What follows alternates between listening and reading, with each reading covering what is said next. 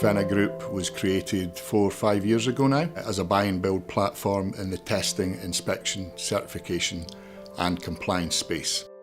The way we look at the business and the way we organise is around today 5 key verticals or end markets. They are infrastructure, built environment, industrials, food and health sciences and a general compliance and certification.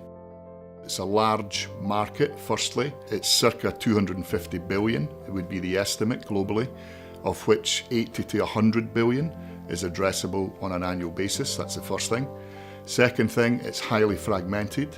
There's about a dozen or so large global players that represent less than 10% of the market. Thirdly, and probably most importantly, the market is driven by regulation and legislation.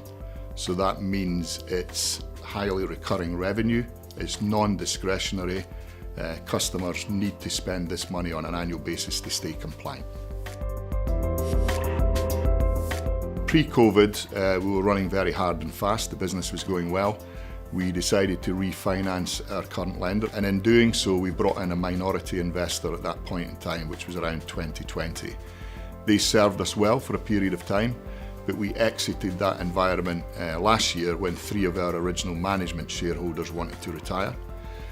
We looked around, we engaged with many.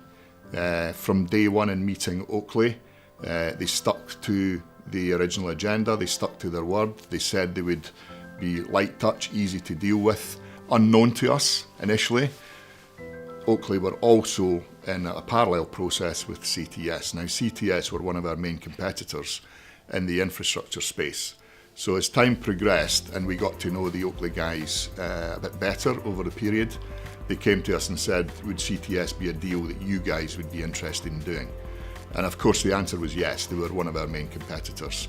So it made it quite interesting and exciting, and the way they managed to run 2 processes in parallel, pretty much simultaneous signing and completion was exemplary. As I look at the business today, we're extremely proud of what we've achieved so far. We've grown fast and hard.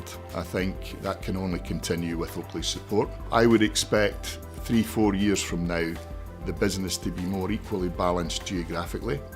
We're still about 75% prominent in the UK and Irish markets. We need to rebalance that in North America. I think Oakley can help there, and also Asia Pacific. So we'll deeper penetrate our existing markets.